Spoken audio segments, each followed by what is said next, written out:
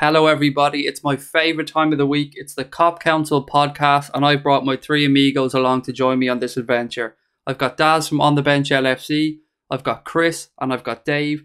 Gentlemen, let's go straight to listeners' questions. And DAZ, I'm coming to you first, my friend. What TV or film character do you think you'd be great mates with if they were real? So you can pick literally anybody, and I want the character, not the actor. It's a very, very good question. First off, I was a big fan. I'm a massive fan of Jim Carrey in the first place, but in particular that Ace Ventura Pet Detectives. I think he's absolutely nuts in that, and as me in Stitches. But there's a couple of scenes that really stood out for me, and I think, I wound everyone up around me because I just kept repeating them over and over. And if you guys, anyone that's listening, ever seen it, the elephant scene, is it where he's calling him and he's like, "Oshi Bobo, Oshi Bobo, Oshi Bobo," and the elephant crushes the car and he just jumps on top of him and he's like, "To the jungle, Baba." It's that. I did that scene for, I kid you not, for over a year, and everyone around me was like, "Just shut the fuck up now!" Like, seriously, it's been done over and over. If I had a best mate, a soulmate out there as a man, it's got to be Ace Ventura Pet Detective. He's a legend, isn't he? On the bench by day, Pet Detective by night. So yeah, I'm going to go with that for my answer. That's a class answer, Taz. Well done. On the Bench LFC Pet Detective. That has to be a name of one of your streams now, by the way. It's got her in it, like a glove. Dave, for you, buddy, which character or what did I say? Which TV character or film character do you think you'd be best mates with? It'd be a TV character, and I'm going to really show my age here now as well. It'd be Arthur Daly from Minder. Fucking love him. Oh, good one. Yeah. Like a bit of wheeling and dealing, but also I think the reason why is my missus and me, we really don't have anything in common. So she hates football. Her indoors? Yeah. So exactly, you just took the words out of my mouth, Craig. When anyone asks me, like, "How's Nadia?" Like, we haven't seen in a while. Her indoors? Yeah, she's fine. Things like that. So, but just he's from a place in London where I was born. Well, that's where it was filmed, northwest London, and I like the boozes. I still like boozes like that now as well, like the Winchester. Proper geezers places where it's just men. Lights out kind of thing, and the place is really smoking and having a few pints with your mates and a laugh and things like that. But yeah, be Minder. George Cole, Arthur Daly, yeah, that'd be my fella. I absolutely loved it, but do you prefer Ray or Terry as his Minder? Who was Terry. the original? Terry, yeah. Oh God, Terry, yeah. Jesus Christ, yeah. Write the team tune, sing the team tune. Sing the team tune. Yeah, it was a brilliant show. I always felt sorry for poor old Dave in the Winchester because he always got fucked over somehow by Arthur. Always, yeah. He was a bit more. Del Trotter is my ultimate, but Arthur Daly had that. He had a bit more class. He drove the Jag. He kind of, he had so many things. You thought he was a bit legit, which made him even more of a crook. He was a bigger crook than Del Boy, but he was an absolute coward as well, which cracked me up.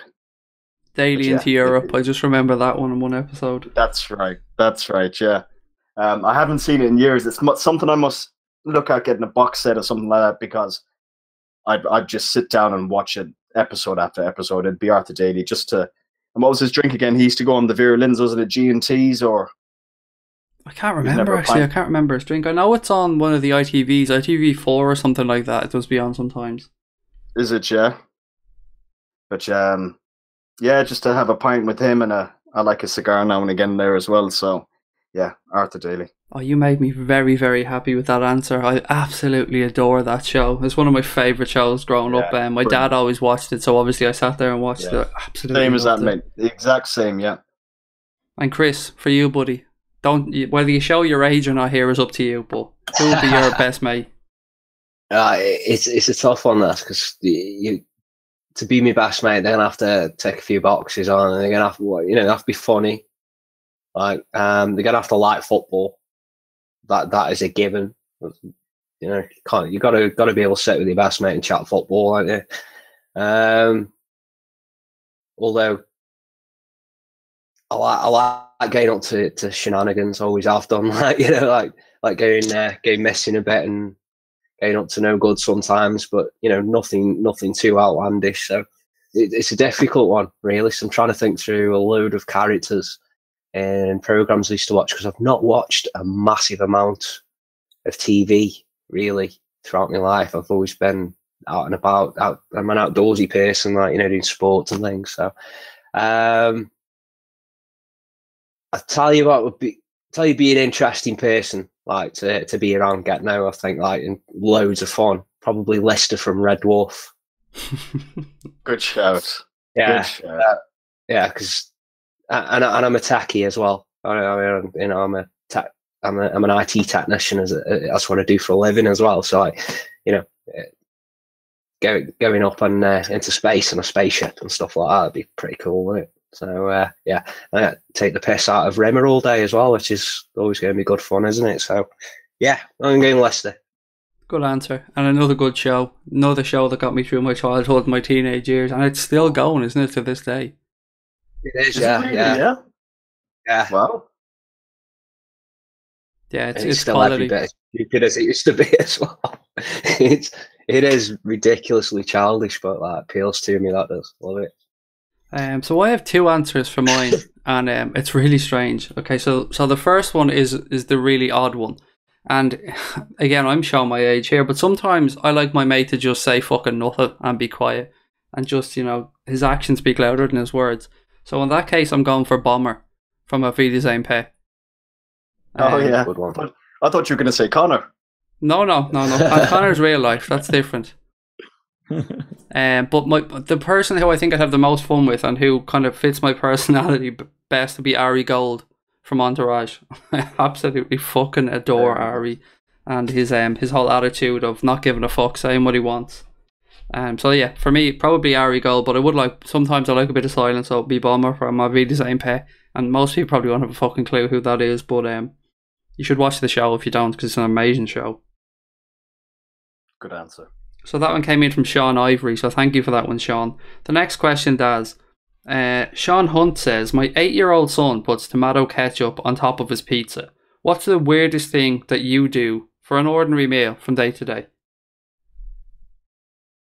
I don't think many other people like it, but sometimes I put cumin powder on my chips. I mix it up. I cook them in it. I put them in the oven and I mix it together with it. And yeah, it's actually really, really tasty. My missus likes it, but I did it. We had family over once, and I was like, I found this really nice way of doing my chips. And I was really looking forward to my mum and my dad coming round and showing off. I'm mixing it up a bit tonight, and sat down, done the dinner, put it in front of them. Next minute, I see my dad take a mouthful of a chip, see his face go a little bit funny. He didn't want to say anything because it's a bit disrespectful, isn't it, when you go around someone's house. And so they've gone to all the effort of cooking. Not that chips is amazing, but yeah, he didn't want to say too much, and he didn't touch the chips for the rest of the meal. And then my mum, she left them a little while longer because she didn't like the look of them. And same outcome. 2 chips down. She didn't venture any further into the portion of chips either. So yeah, cumin with chips. Try it if you're adventurous. But yeah, for me, it's actually quite nice. Just don't overdo the cumin powder. I'll say that. But yeah, definitely give it a go, guys. It's weird, but it's nice. It's nice. If anyone else is listening to this on YouTube or whatever, and you can leave a comment down below, cumin on chips, if you've ever done it, leave a comment, let us know, because it is lovely. So Daz, fully backs coming on chips. Fully backs coming on chips. Let me know if you've tried it. We'd love to know. Daz, you know what I have tried, actually? I've tried smoked paprika on chips. I do that quite a lot, actually. Yeah. It's big in Germany, that is. I played a football tournament in Germany when I was a kid, and I had chips. It was something with chips. I was young, so it was always some burger and chips or a steak and chips or whatever. and the chips always seem to come with paprika on, and that's something I've carried on since I was younger. Yeah, it is nice. It's a similar sort of concept. That's where I got the idea from. You know, the cumin was just sitting up in the cupboard, and I was thinking, I never use it, so why not just whack it on the chips? And I liked it, so give it a go one day, guys. If you've got a bit of cumin sitting there, do you know what I mean? Don't let it go to waste. Absolutely, use up everything. Dave, do you remember Eddie Rockets? Yeah, absolutely, mate. Yeah, That's what they did with all their fries. They put paprika on them. Yeah, they do them over here in Germany. Like most of the Turkish places do them. It is nice on chips. I like putting dried rosemary and cheese on them. Interesting. Nice, and it's really nice. Like spuds and rosemary anyway are a good combo. With a bit of melted cheese on top of it, then it's actually really nice. Is that your weird combo, or have you got something else for us? No, I don't know. It's not a meal, but I have this thing where I like, and people are going to go, "What the fuck is wrong with him?" So, normal digestive biscuits. I like putting butter on them, and a bit of ham. Ham. Yeah. You mad bastard. Digestive biscuits. Yeah. Honestly, I don't know what it is. It's like the sweet and the savoury mixed together. It intensifies the two flavours. I know it's horrific and horrendous. But yeah, look, I like it. It's fuck you for judging me. It's what I like. Dave, you don't dunk it in your tea or anything, do you? No, I don't, mate. No, I don't biscuits into tea full stop. Biscuits have to be crunchy. Like when they go in to the tea, that just destroys them. Again, look, that's people's preference, but no, that's what I like. Yeah, it's a strange one regarding actual meals. I haven't really got one. I don't think I have one. I probably have loads, but they're not weird to me. Look, you've already fucking made a shambles of this whole show now with your fucking digestives with ham on them. I thought you were going to say butter and jam, and I was thinking, oh yeah, I've seen that done before. That's not too bad. But fucking butter ham. And jam, yeah. Butter and jam is good, especially on toast. Jesus Christ, ham on digestives. I'm going to have to try that just to see. I'm just going to have a bash at that one now just to see what it's like. It's just, as I said, it's like, remember when I never actually had these, but when Cadbury's brought out in Ireland, did they have like a Ritz biscuit within a Cadbury's chocolate or something like that, or Cadbury's they still sell that. Sweet and savoury. The best was the Tato chocolate.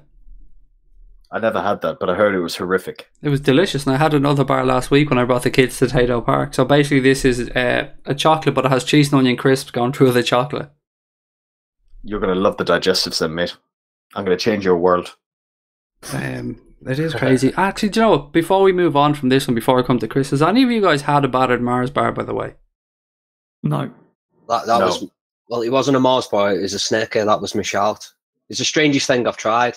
Everything I eat it's not like straightforward, but to me it's straightforward. So like, for example, if I was to have, I don't know, I'll put a teaspoon of French mustard in my tuna, for example, and not everybody will do that. So to some people that's weird, but I've got that from somebody else, so clearly people do it, so I can't say what's weird. I've taken whatever I eat from somewhere.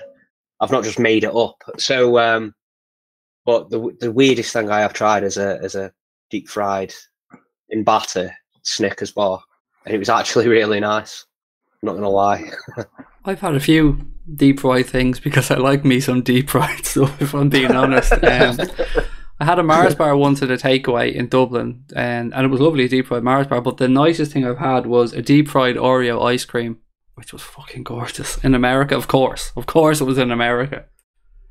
Did it come with a free defibrillator or something like that, just in case? I'll never forget my first ever time in America, Dave. I was on my honeymoon with my wife, and we'd been out on the lash the night before. Obviously, as you do, you're newlyweds, you're absolutely hungover to bits. So we said, let's go down to the shopping centre and get some smoothies to try and put some goodness back into our bodies. So I went down, I ordered my mango smoothie or whatever it was, and the girl behind the counter turned around and looked at me and said, do you want sugar in it? There's already about 20 teaspoons of sugar in a smoothie, isn't there? I just couldn't believe it. Like, it's right up there with the time I went to a chicken shop in the airport. It was called the Swiss Chalet. It's a Canadian chicken company. So I went in there and I ordered a chicken roll or a chicken sandwich or something. And she asks, "Do you want to pay 50 cents extra for white meat?" And I was just thinking, it's fucking chicken, dickhead. It's chicken. Jesus Christ. Fucking hell. What colour chickens do you have over here, for fuck's sake? It's chicken. It's white. Turn around and leave that restaurant straight eggs. That's not even food, mate. You gotta be worrying, haven't you, if they ask you that question? Oh god, yeah. You know what I found interesting? I was like, I was walking down. I was walking through a supermarket once. You know, like sandwich pastes. They got like loads of them. So you've got beef paste, ham paste, pork paste, chicken paste, and then at the end there was meat paste. So if all the others are not meat, what's that? How ambiguous is that? I am not trying that shit. No chance. I've got meat paste. It's like a poor man's pate, isn't it? Oh no! It's like chicken in a can. Needs killing with fire. It's grim. Meat paste. No. I don't really have any weird food. The weirdest thing I probably do is eat sausage rolls in a bread roll. That's probably the weirdest thing I do. Again, that's because I'm a slob and I like pastry, I like fried things, and I like lots of calories. Yeah, but that's about it for me. So thanks to Sean for that one. The final listener's question, Daz, comes in from Far Isle, and he asks, if you could be reborn a supervillain, which one would you be, and what would be the first thing you'd do? So I'm going to give you guys a bit of leeway on this one. If you can't think of a supervillain that exists, I'll let you make one up if needs be. I really like the Joker. Does that count as a supervillain? It's a villain, isn't it? I don't know definitely a supervillain. But... Definitely. If you're played by Heath Ledger, you're definitely a supervillain. That's what I was going to say. It has to be the Heath Ledger one. But yeah, he was another quality one as well. But Heath Ledger, I think when anyone watched that Batman, everyone was like, okay, you kind of preferred the Joker in that film. You did. Everyone did. Yeah, he did nail it. Yeah, really did. What a performance. And yeah, he made me fall in love with the Joker completely. And if I could do anything, I would probably go and grab a digestive and put some butter and some ham on it. Why not? Joker can do what he wants, can't he? So. Daz would be going around every takeaway in the world, and all people would be putting the chips in the fryer, and Daz would be sneaking in behind and putting cumin everywhere. If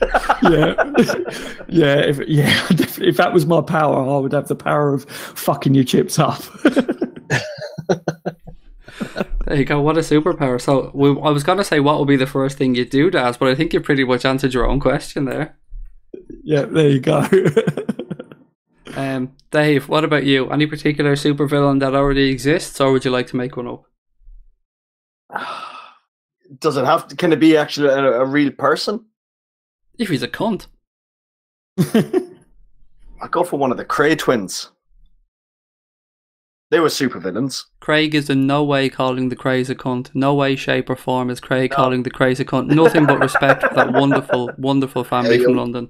I think you're worrying for nothing. The brown bread now, Craig. Yeah, the two of them are, yeah. I wouldn't worry about and I'd like to say as well, is it Reggie? Yes, I'm going to go for Reggie. Sorry, yeah. Reggie was the sane one who, we'll leave it at that, but he was the sane one, I think. Yeah, look, I'd like to see what kind of life they led, but the first thing I do, that's a good question. The first thing I do, actually, I don't know. I actually don't know what I'd do. I just like to see how they lived and the lifestyle they lived, and because I kind of like that, I do like mafia kind of things. I read a lot of books about the mafia and kind of gangsters and all that, just to see what they got away with and the balls they had, really. But yeah, it'd be Reggie Cray. If you're looking for a good gangster book, actually, there's one called Omerta, which I really recommend. I'm just after finishing one, actually, which is it's horrific. It's called The Iceman. Brilliant. Iceman is quality. Brilliant. Unbelievable. Yeah. Right up there with the Sicilian. Very good. Yeah. Oh, it's horrific, this thing. I'm not going to give too much away, but this guy, he was a hitman for the mafia, and basically, if if you got on the wrong side of him, you were just. It wasn't even how you were dead. It's the way you would die. It was just horrific. Yeah. But I'd like to see, you know, just what went through these people's head to kind of like do what they did. And I know they went through, like, a lot of them, especially the Cray brothers, they went up through hard times and all that, and they you know, they kind of did make themselves. But it's fascinating to me. So yeah, be Reggie Gray. That Omerta book I was telling you about, Omerta, as far as memory serves me correct, is like Italian term for like silence or honor among thieves kind of thing, where you say nothing. Yeah. But I think if I was you, and I was one of the Crays, and I could go back in time, I'm trying to work out roughly if this is the right time scale. But what I'd probably do is burst into Jose Mourinho's mother's house and tell his dad to pull out.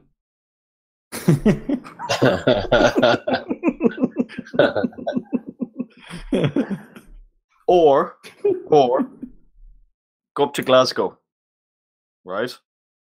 Because he would have been well alive at that time, and the two of them would have been alive. Go up to Alex Ferguson and say, if you ever come down to Manchester to manage them, you'll be in trouble. Do you know what I'd say? Ferguson would tell him to fuck off. He's from Dublin, man. He doesn't give a fuck. He probably would, but then Fergie wouldn't be alive today, bless him. You know what I mean? So, but yeah, no, joking aside, look, I'm not Alex Ferguson. It's good to see him back on his feet and all that. But yeah, Reggie Gray, just fascinated by that kind of lifestyle, and as I said, you know, the psychological kind of profile and all that comes with it. Absolutely, I'm with you. I'm a big fan of that type of book and that type of series as well. So good answer, Chris. For you, buddy.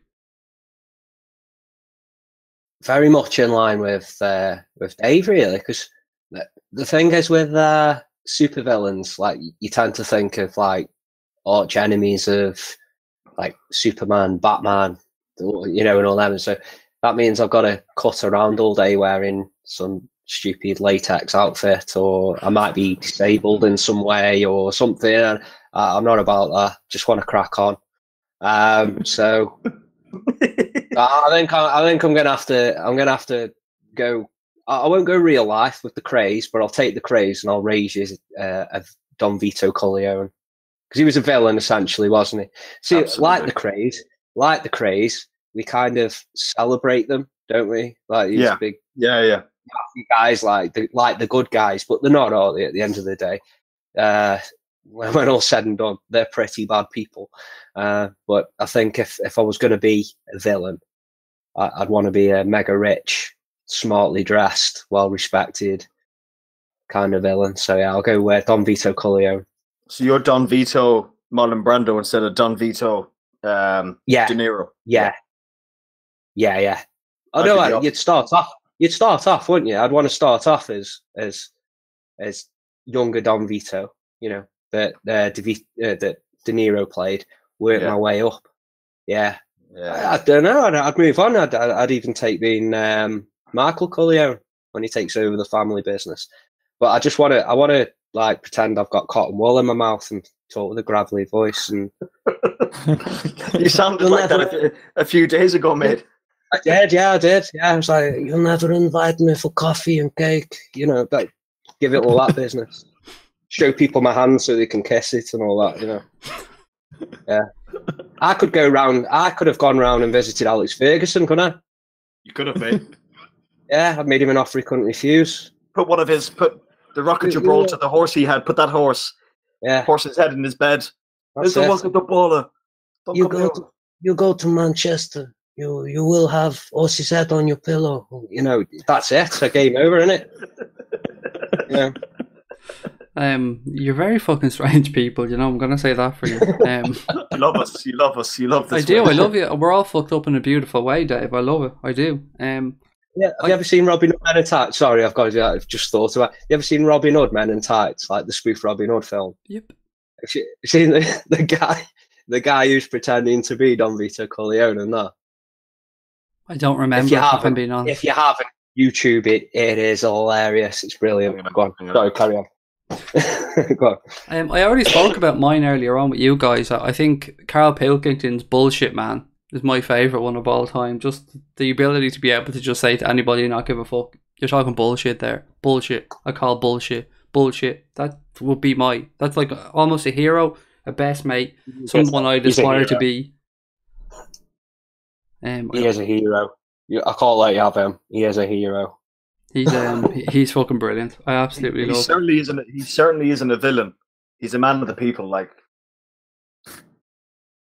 well, I'm having him as a villain because I can't think of anything else. And I've said before, I've no imagination. I don't watch anything that isn't real. I've never seen Star Wars, Star Trek, any of the DC comic stuff, Batman, any of that stuff. Fair enough. So I'm going to have to give my boring answer. Well, look, guys, enough of the listeners' questions, and thank you again to everybody that sends them in. We really appreciate you giving us your time. But let's get to the football. Daz, yesterday the Reds pretty much finished their pre-season tour. We've one more game, but I think we're going to see a very, very second-string team for the game against Torino. Over in Dublin with a 5-0 victory over Napoli. So I just want to know, firstly, what were your impressions of the game and who stood out for you? It was a great game, absolutely fantastic game for Liverpool. I mean, in the first half, I thought Napoli was a very, very good team. They definitely grew into that first half. Second half, we dominated them. I think James Milner, before he come off, everyone I spoke to was saying James Milner was fantastic. We're talking about the new signings coming in, Alisson's first game, Keita. We're talking about all these new signings and how excited we are, but I was just excited to see James Milner play the way he did. And I'm looking at him and saying, I hope that he gets a lot of games this year. We're going to see a lot of rotation still this year, but, he was brilliant, absolutely brilliant for me. But, yeah, I think Fabinho, when he come on, again, another good performance. It was great to just see Liverpool. Everyone, at the beginning, I saw a few comments where people were saying Liverpool aren't playing the way that we was used to seeing us play last year, but we're playing differently and we're still scoring goals. I think even though it's a pre-season and you don't expect the players to be fully sharp and as clinical in some situations, but we're scoring goals for fun still. 5-0 against Napoli. That's ridiculous. It is ridiculous. It really is.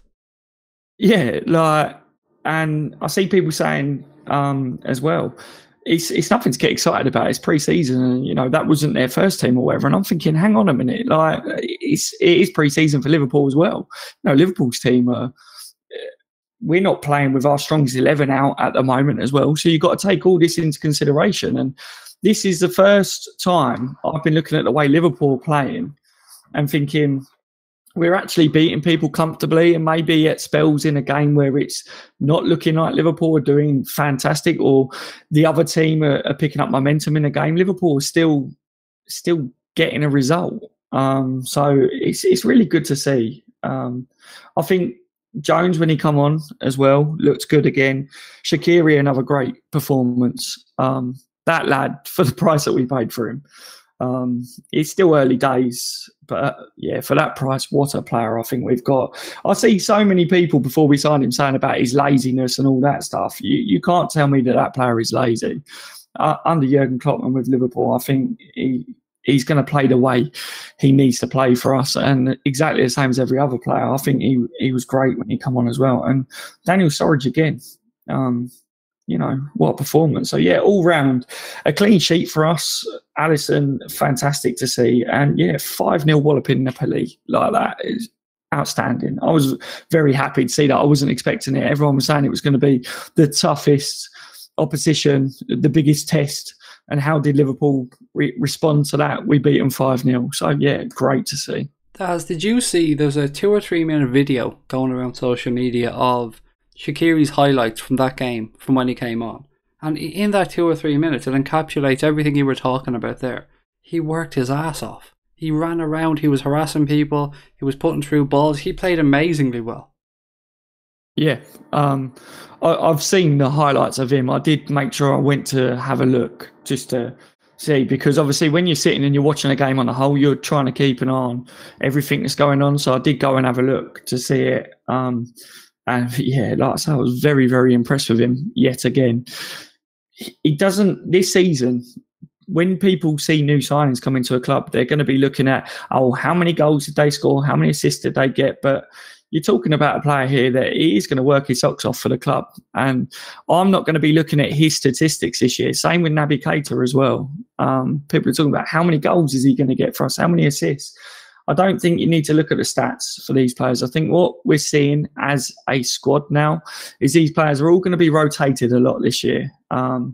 And as long as we're picking up 3 points in the league, as long as we are seeing that they are all putting in a shift on the pitch, and Shaqiri definitely did that again yesterday, then I think that we should all be very excited, going into this season.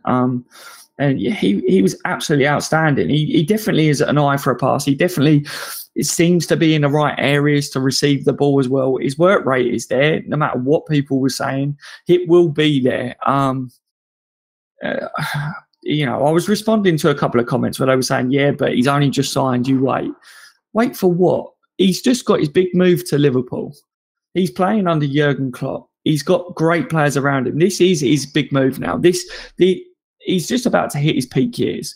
There's no way that if you're a professional footballer that have just got your move to Liverpool Football Club, that you are not going to work hard. If he does that, then he's only got himself to blame. So I really just see him getting better and better for us. And that work rate will improve as well because his fitness levels will improve. So, yeah, outstanding. Absolutely outstanding. Thank you very much. Dave, I want to come to you, but buddy, before I come to you about the game in particular, you're the only other Irish guy on the pod today. So I want to have a little chat about the Reds constantly coming back to Dublin and how big the fan base is over here and what it means to Irish parents in particular to be able to bring their kids to a game in the Aviva like that, where we know how expensive it can be to bring kids over to a game in the UK. And if nothing else, getting 3 or 4 tickets together can be a big, big headache. So being able to do that as a parent means a lot to Irish Liverpool fans. It's what it's all about, mate. Do you know what I mean? Especially if you're... Like, I remember my first Liverpool game, I was 7 years old. To bring your kid and kind of to pass on the baton, like, you know what I mean? And I mean this as in a male or a female, it doesn't really matter as well. Look, back when we were growing up, it was a very male-dominated game where you used to go, but it's amazing to see how many young Reds were at that game yesterday. And look, of course, the future. They're the absolute future, and it's so important that kids grow up, aside from Liverpool, kids grow up realizing that football is not a game that's played on TV. It's a game that's played on a football field. And you're right, to see so many young Liverpool fans go to this game, and what really stood out for me as well, and I've watched a few other teams' preseason games, is the interaction with the players and the fans. I don't know how long Liverpool were out on the pitch yesterday, signing autographs, giving away scarves, taking selfies. It's what it's all about. It's fantastic, and it's just gonna keep on growing for Liverpool as well, because these kids are going to say to their parents, I want to go and see them again. I want to go and see them again. And you've probably seen that in America as well. Like, it's just fantastic. Look, this as well as I do. There's 3 teams in Ireland. It's Celtic, United, and Liverpool. And Liverpool, for me, will always be the biggest supported team in Ireland. There's no shadow of doubt in my mind. The game was good, but yeah, look, delighted for the young fans, because it was probably about 30% kids at it. Yeah, I was just about to say, I got the train in yesterday. I got on in Killiney and I got the train into Lansdowne Road. And I was watching at every single stop they were going on the train. There was a parent getting on, but any parent had at least 3 times as many kids. So if there was 2 parents, they seemed to be bringing in 4, 5, 6 kids. And every single one of them had the shirt on. I'm not going to lie, 90% of them had either Firmino or Salah on the back of them. But it was so amazing to see all these little happy faces, expectant faces, going in to get to see their heroes. And what made the day for me, Dave, was the fact that all of these kids not only got to see their heroes, but they got to see their heroes live up to their expectations, see them scoring goals, being the players that they hoped they'd be. And that's going to inspire them. All those kids went home last night, and when their heads hit the pillow, male, female, doesn't matter, those people were all thinking about becoming a professional footballer and living that dream and aspiring to do magical things, which is what these things should really be all about. Of course it is. Absolutely, Craig. Yeah. As I said, you know what I mean? Like, I can remember, the smell outside the stadium, the songs, whatever it's about, that kind of thing. And it completely, like, I guarantee them kids when they woke up this morning, they were going out and the first thing they'd done is picked up a football and went outside and played football and pretended they were one of their heroes. I'm going to be Mane. I'm going to be Mane. I'm going to push the defender out of the way so Salah can score. Yeah. That was the most brilliant goal I've ever seen in the preseason. That referee, by the way, I hope he gets into the Premier League and referees a few games for us, because he's definitely a red. Oh, he's my favourite referee ever now, definitely. But yeah, it's because over there, Craig, as well. Like, with the GAA, they and the GAA lads are heroes. They're heroes to me. What they go through and how they train and all that. They do train like professionals. And they meet them fairly often. But these guys, I suppose, they're far away, but so close, if you know what I mean. They're only half an hour flight from Dublin. But at the same time, it's expensive. It's expensive for parents. And parents go through a lot to, even put jerseys on kids' back and all that. And, it's absolutely brilliant, because there's no young kid out there who's supposed to Liverpool Football Club who doesn't want to see their team. And the stadium was packed yesterday. There was 51,000 people at it. Onwards, because the Reds are really grown. It's just so good to see. Absolutely. And before I come on to Chris, I just want to say thank you on behalf of all us Irish people to Liverpool Football Club for continuing to come back in the pre-season to Dublin when they can, because it means a lot. And I'm sure the crowds that they're getting lets them know that they're doing the right thing. Chris, the big talking point yesterday, the big thing that people want to have a discussion about or were thinking about, was the introduction of Alisson Becker to the Liverpool starting 11. Every single time he got the ball, he was cheered to the rafters, whether it be something as simple as a back pass, whether he came to collect an easy cross, whatever it was. The show of support was amazing. It was amazing. It's perhaps something, though, call me miserable. It's perhaps something I'd like to see left in pre-season. It's treating the same way as any other player on any other game. Don't make it a fanfare around one player. If you put one player under a microscope and that player starts feeling more pressure than they should necessarily feel, then you're perhaps going to get little moments in the game where they try to do something that they perhaps wouldn't normally do.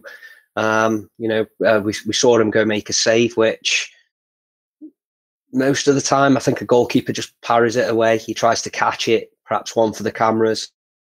Didn't quite pull off. Luckily, it did go out. So, whilst it's amazing to see everybody welcoming him with open arms, it kind of just settles down quickly, and we just get into a routine of him just being just another Liverpool player in what is an amazing squad of players, which it is.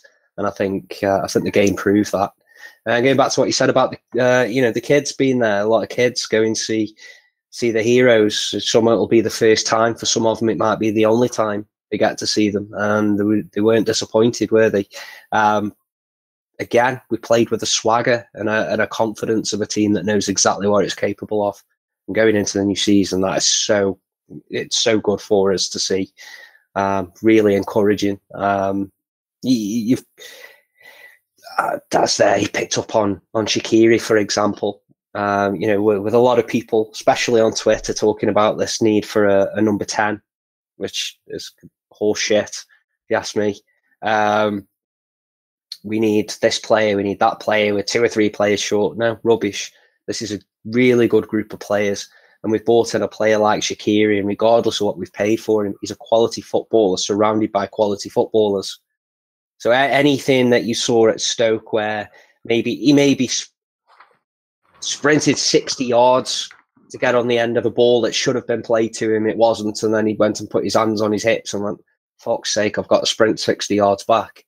You keep doing that to a player every now and again, they're not going to sprint 60 yards back. In this Liverpool side, it's a lot different. There's a lot more reward for the hard work that you put in, because the players around you are going to make sure there's reward, whether it's a pass or a cross you've put in. Salah or Mane or Firmino are going to make something of it. If you've made a 60-yard run and gone in behind, Keita or Mane or whoever, or Daniel Sturridge even, because we've seen the way he's playing. That's really encouraging as well. Is perhaps gonna find you. There's more reward in it, so I don't really see any issues with him whatsoever with regards to his work rate and that. And I'm just looking at him as a footballer, how much quality he brings to the side. Is he going to create? Is he going to add numbers? Definitely.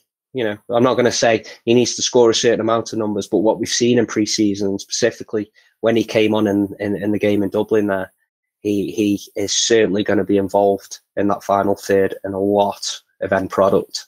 And I also feel the same for Daniel Sturridge as well, who looks reborn.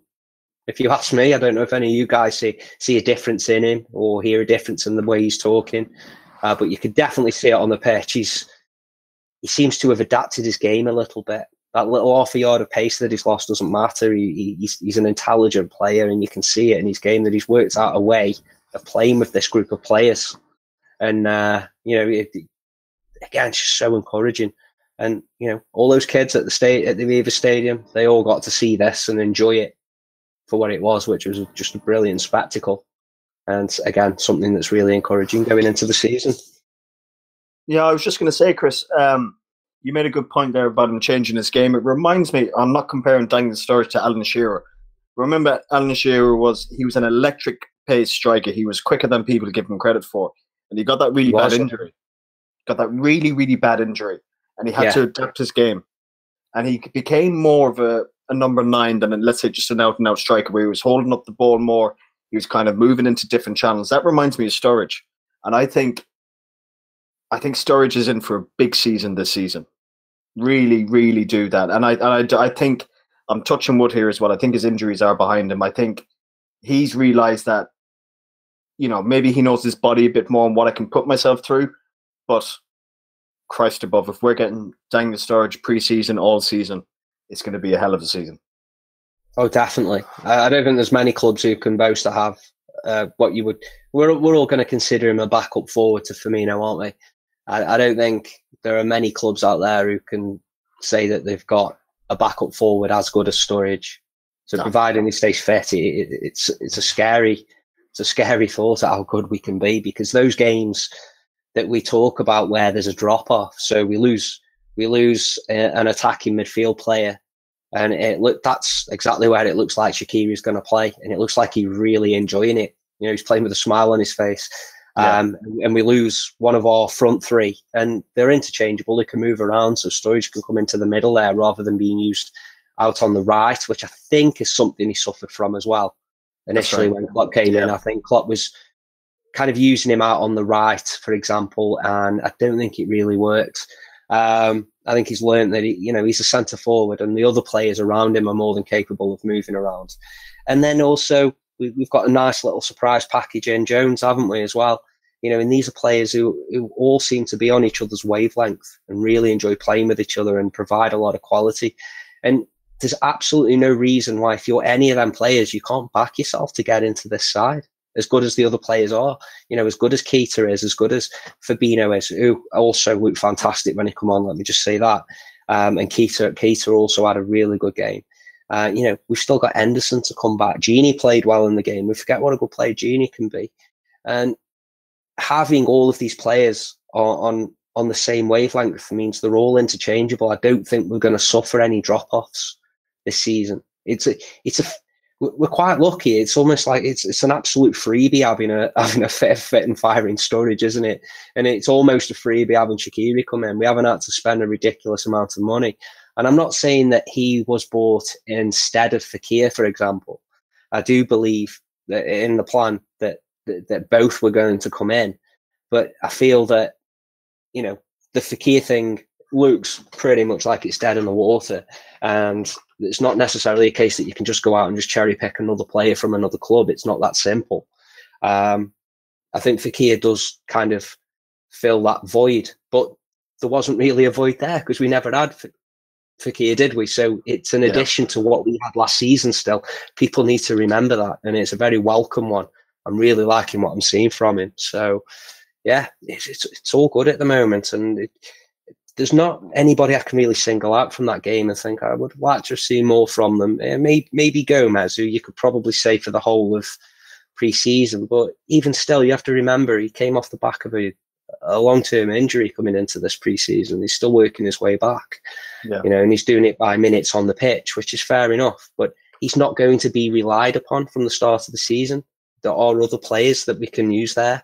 Klavan, he's a steady Eddie, isn't he?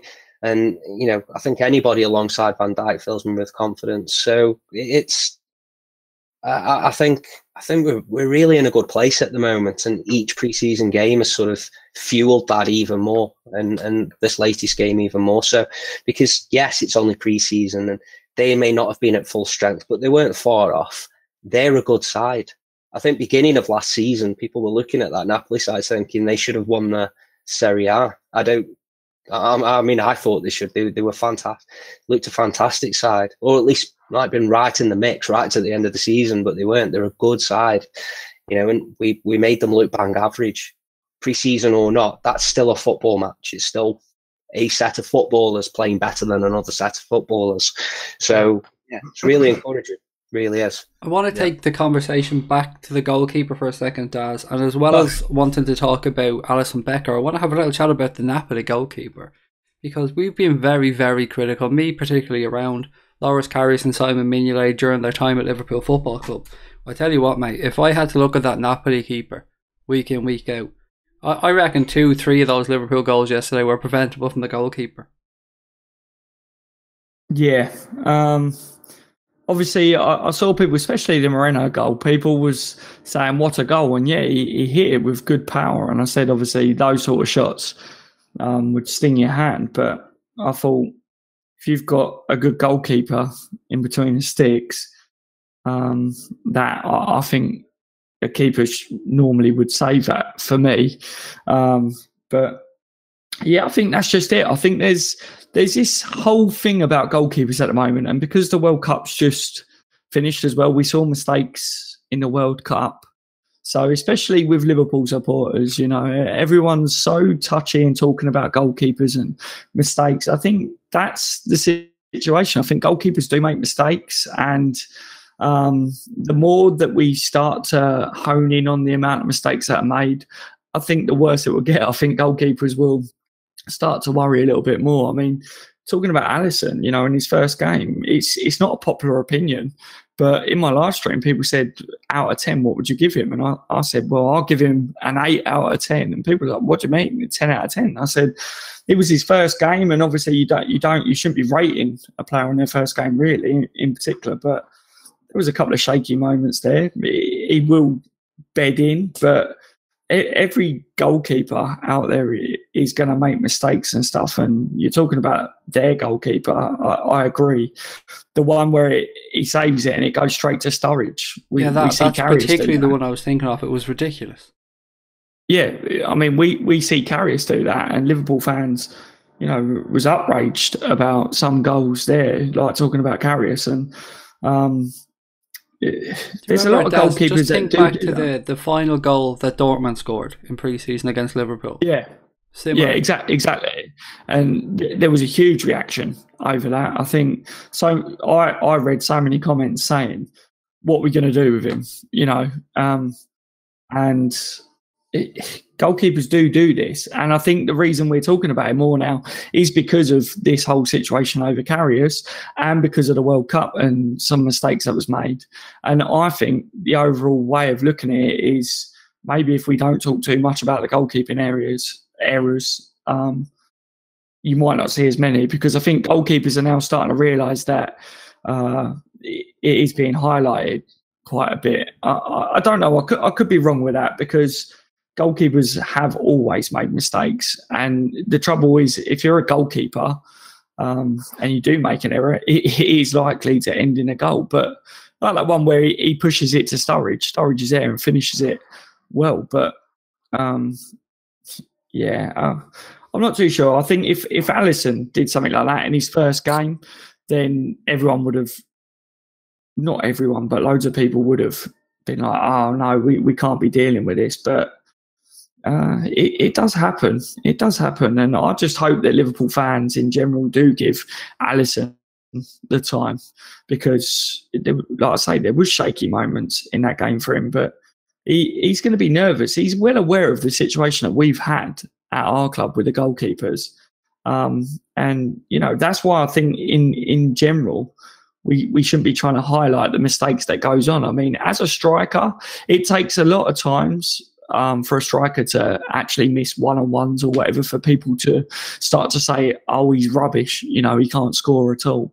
But I feel like these days, if a goalkeeper makes one error, everyone's like, oh, you know, that's it. He's worthless. He's out the door. What about his distribution, though, Daz? We can't let this stream go without talking about the distribution from Alisson yesterday. That's where you're going to see the big upgrade. Yeah, his distribution is fantastic. And I think we're going to see a lot of goals scored from Liverpool in the future with Alisson between the sticks from his distribution, because Liverpool's counter-attack was, if not the best in the world, it was definitely one of the best in the world. And when you've got a goalkeeper like that, I think it's also going to help us with playing out from the back. We've seen that now we've got a goalkeeper that, you know, he's steady with his feet as well. So that will give confidence to the defenders in that particular area. But also, I think teams are going to be a bit more wary of us when it comes to set pieces against us, i.e. corners, because we saw, you know, if Alisson catches a corner or the ball ends up in his hands, he's going to release that ball quick. And when you've got the pace of Salah up top, Mane, and, you know, you see how good Bobby can be. Bobby's not exactly known as a hold-up player, but he's actually fantastic at doing that.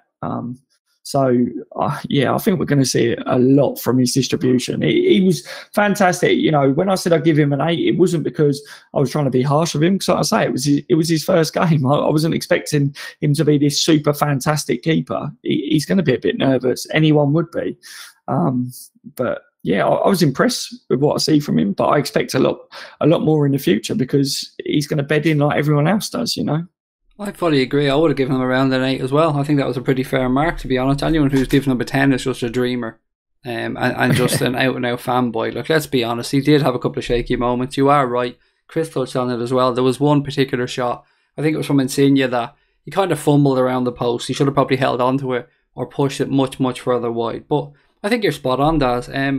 Dave, I want to come to you, buddy, before we finish up this pod. There's one or two more things I want to have a chat about. One of our listeners wanted us to chat about the expectations around Mohamed Salah this coming season, and whether we should expect him to hit the numbers that he hit last season, or what will be more realistic. And I've no doubt that Mohamed Salah is going into this season thinking exactly that he can hit those numbers and that he should be hitting those numbers. But for a fan base from us, what should we be realistically expecting from Mo? I think if you go back to what you originally said, Mo Salah, what he expects to do. Mo Salah is a very, very confident young man, and you've heard him in interviews, you know, where he says, you know, let's say when Didier Drogba called him, "I hope you take my record," he goes, you know, things like that. He's a really confident fella, and I think Mo Salah really is. He's a typical winner. You know, he's a serial winner, and what I mean by that is regarding himself. I think Mo Salah. Look, let's put our hands up in the air and let's be honest. If Mo Salah gets 30 goals in all competitions next season, he will still have a fantastic season, because my opinion is Mane's going to have a very good season. I think Mane's going to get more goals. Daz made an absolute superb point about Alisson's distribution from corners and all that, and I think the way Liverpool can break, you're going to see the likes of Bobby Firmino get more goals. So you're talking them 3 players there alone, if they get 30 goals each this season, which is not beyond the realms of expectation, that's 90 goals between 3 players, which will be absolutely unbelievable. We haven't even considered Danny Sturridge, Sheridan Shaqiri, Naby Keita. But to go back on Mo Salah, yeah, I think Mo Salah would be looking at, I think he'd want to push himself to say, I want to beat my record again. And I hope to God he does. But I'd be happy. I'd be more than happy, actually, Mo Salah getting 30 goals this season. I'd be the same. I think that's a realistic target. And like you said, I'd like to see the goals spread around to the team. It doesn't matter who scores them, as long as we hit enough goals to get the points tally that we want. That's the important thing here. obviously Alisson's going to perhaps help us increase that goal tally as well. But another thing I spotted in that game and the previous game that I think will help is Fabinho's pressing. He gets right up into that final third, and he's not scared to go in on the ground as well. He seems to be winning a lot of the ball back in the final third. I know we press and we tend to win the ball back and not in the final third, but whoever's our deeper holding player doesn't join in with that. Whereas I noticed Fabinho does. He did it a couple of times towards the end of that game yesterday, and it turned the play around very quickly. I'm not even sure if it actually, in some way, I know we created a couple of chances. I don't think we scored from it, but I think that's going to help as well. He's a very intelligent footballer. Oh, he's such a clever player. Yeah, such really a clever is. Player. We've definitely levelled up, haven't we, with the business that we've done this season. And Chris, what gets me about Fabinho is people saying that he's not making last-ditch tackles, he's not doing heroic things, he's not winning battles, he's not doing... A good player reads the fucking game. And a good player, as Maldini said, I think it was before, a good player doesn't have to make... If you have to make a last-ditch tackle or a sliding tackle, you've already lost. You're in the wrong position in the first place. Yeah, you already fucked up once or twice. Yeah, but you've already fucked up in that situation because you should never be making a last-ditch tackle. You should be on top of that ball before the player you're marking has even time to think about it. If you're not, you're in the wrong position. You haven't read that situation correctly. And I think Fabinho is the type of player that we will see come into this team. It's only when Fabinho is not in the team will you say, Christ, we're missing something there, aren't we? Because Fabinho, for me, would be the type of player to get... He'll just be... I hope he's kind of... How would I say it? You don't notice him too much, if you know what I mean. Like, you've not noticed him too much, but what he does, he will do so effectively, he will do so efficiently that he will just... He's going to create so much from that deep line position as well. And if that's not breaking up attacks, it's also going to be spreading play out. And you've seen the balls he was playing and just this calmness on the ball as well. Breath of fresh air, and exactly what Liverpool Football Club needed in that midfield. There's a couple of things about that position. Sorry, Daz, I'll come back to you on this one. There's a couple of things about that position. One is simply by making yourself available to receive the ball in areas is one thing that we won't see too much of, or we won't notice too much of. Reading the game, intercepting passes, not having to make those last-ditch tackles. These are simple little things, but signs of a classy player. I just wanted to point that out. Sorry, Daz, come back to you, buddy. No, that's fine. I think the two players that we brought in this window, Fabinho and Naby Keita, Klopp said it himself. He said, we're aggressive, but we do it legally. I think for too many years since Klopp's come in, I like the way we press, but often in midfield, I've seen 2 or 3 of our players commit to a press and not one of them have got their foot stuck in. And this pre-season, I've been impressed. Even when Keita's lost the ball, straight away he wants to get his foot straight back in to make sure that he wins the ball back.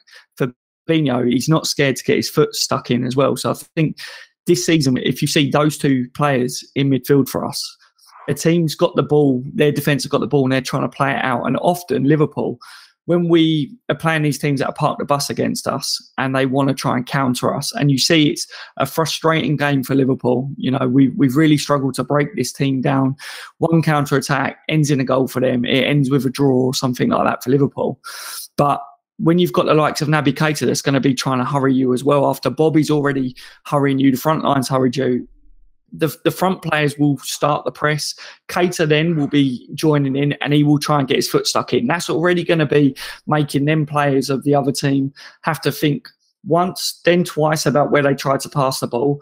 Then if there's no options for them to pass the ball because all the team is pressing together, if Naby's trying to get his foot stuck in, you're then going to have to try and, get away from that tackle. If you actually can get around Naby or one of our other midfielders, you've then got Fabinho, which, as Chris said, he will press high up the pitch and he will commit a tackle, which is really good to see. So Fabinho is going to be pushing right up as well. So I think this season we're actually going to see this high press that we've spoke that Liverpool like to do, but more effective. Liverpool should be winning the ball actually higher up the pitch from what we're used to seeing. And we have seen us do it effectively in a few games and, well, but I think we're going to be doing it even more effective. And I think that switch from defending to attack will be a lot quicker and a lot more clinical as well with the players that we've got. now in the system.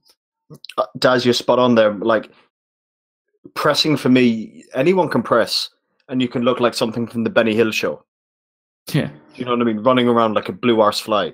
But pressing for me is the timing of the press, knowing your position on the pitch, but not only that, knowing where you anticipate the ball to go and where your teammates are to make that press and to make the intelligent press. So you're going to set something up pretty much from the off straight away. That's pressing for me. And you'll see Fabinho and you'll see Keita making these counteracting pressings. And we see they're all trigger movements, aren't they? Yeah, absolutely, yeah. Absolutely. And that's pressing for me. That's pressing for me. That's the way pressing should be done. And I think I heard a really good point that was made. I think it was about this time last year, or maybe the end of last season, that regarding Jurgen Klopp's team, that Jurgen Klopp was brought into his job, but people didn't want the learning experience behind what Jurgen Klopp does. They just wanted his Dortmund success. I think we're going to have the Dortmund success now because he's had the 2.5 seasons. The team is fully embedded and integrated into Jurgen Klopp's style, into his system. I've watched Dortmund for a long time, and his teams are exactly like that. I remember when they tore Real Madrid a new arsehole in Dortmund, and it was that. It was when they press, and it was once they pressed, it was gone. They were like a greyhound out of a track, and they destroyed Real Madrid 4-0 that night. And I really do think, not only that, but I think we have better players, player on player, than we do now than what he had in Dortmund. And it's exactly, it's going to be scary what Liverpool could do this season, because we are going to be well up there with any team. Even for, and you look at the spine of the team we have now, but them two boys in midfield, Naby Keita and Fabinho, my God, they're two Rolls Royces of players. They really are. I have to say, lads, I'm getting a stirring in my loins already at this point. For fuck's sake, season hasn't even started yet, and things are moving around me that I haven't felt in months. I want to finish up, but before I do, I want to ask a question, and I'll put it out to the group, so anybody feel free to jump in and answer. There's 4 and a bit days left of the transfer window as we record this podcast. I think we're all of the same mindset that there will be players going out of Liverpool Football Club. But I want to know, does anybody expect any movement inwards from Liverpool? Are we going to sign anyone between now and whenever the window closes? I can't remember the time. Is it 5 or 6 o'clock on Thursday? Or was it not 11 p.m.? Or was it earlier? Okay. In the afternoon. Yeah. I think, I don't know if it's something to do with the amount of time that's got to elapse from the end of the window to the first game or something. It does seem a strange time to finish. But I don't particularly think there's any real need. I think it would be a want. And I think that want is still going to be Nabil Fekir, and it's still reliant on a restructure. There's still not been anything whatsoever to suggest that we've fully walked away from that one. But I do think that we might be quite some way apart on the two clubs, quite some way apart on what each other think should be the correct deal. So if that doesn't happen, I don't think anything else will. I think our business this season was mapped out, and Fekir was part of that, and that's the only thing that's gone wrong. And you can't really blame the club for that. It may still happen. I think it's going to take something pretty special for that to happen. And if it doesn't, maybe it gets revisited in January or whatever. Who knows? So I don't expect anything, but I think if something does, it will be that. Anybody else? I agree with Chris over the Fekir stuff. I think Liverpool would have still signed Fekir this window if Lyon would have, around the time, if they would have dropped the fee over him. And I think that we would probably revisit that in maybe next window. I'm not one of these fans that's sitting here going, yeah, Fekir will happen on deadline day or anything like that. I think I'm not expecting that to happen before this window. The one area that I think is still kind of puzzling me is if all of a sudden Liverpool did sell Mignolet, and then if Karius was to leave the club as well. I know we've got good youth goalkeepers, but I did see a snippet somewhere that Karius may leave. I don't know how true it was or not, but if Karius does decide and he did go in and have a word with Klopp and say, I want to either go out on loan or to leave the club, then if Liverpool do cash in on 2 goalkeepers, that would say to me that I think we would go out there and maybe sign another goalkeeper. But I wouldn't be expecting a big signing in the goalkeeper area, so I wouldn't be expecting us to get excited over that position. It would just be to make sure that we got someone in case anything was to happen. God forbid. Shame Robert Green's not available, isn't it? You know what worries me about the goalkeeper situation is that, yeah, the Premier League window closes this week, but the European window isn't closed this week. It closes at the end of the month. And if you're to see Mignolet and Karius move on, it's going to be to a European side. Yeah, this is what makes me this is what makes me worry that Liverpool, if there is a chance that Karius is wanting out of the club, we know about Mignolet's situation. So I still feel like Liverpool could be looking maybe at a cheap goalkeeper to come in. Just someone that's got a bit of experience or something that they might not have to be a world beater, but just someone that's got a bit of experience, because the one thing that you don't want to have to rely on is a youth goalkeeper to come in. God forbid something was to happen if you got to an advanced stage. I know we've got another transfer window, but if, say, something did happen to Alisson and then we're at the next transfer window and other teams know that you need a goalkeeper, they've got you bent over a table because they know your situation. Then they can put a heavy price tag on players. And this is what I've been saying to people. I've been saying Liverpool have still got a bit of time to be able to make sure that if they've got concerns over the goalkeepers, or people have been saying very much about, will Adam Lallana be available? Yeah, because of his injuries and stuff like that. I said if Liverpool were that concerned over it, then I would expect to see them make a deal now instead of in the next transfer window to do with that, unless they do go back in for Fekir then. Because otherwise we would get bent over a table in the next window, because people know our position then. They know that we need a player because of injuries or because we've got a lack of a goalkeeper in a certain area. I fully understand where you're coming from, but guys, time has beaten us once again. I want to say a massive thank you to Dave, to Daz and to Chris for giving me their time again on a Sunday evening. Of course to you guys for listening. We'll be back with our final Transfer Talk podcast of this window, probably on Wednesday night, maybe Thursday, but it'll be one of those 2 nights. So again, keep an eye out for that one. It's going to be interesting. We're going to have a look back over the window in general, see what we think we've done well, what we might have done better, and what other clubs have done. So until then, thank you all for joining us, and we will talk to you soon. Take care.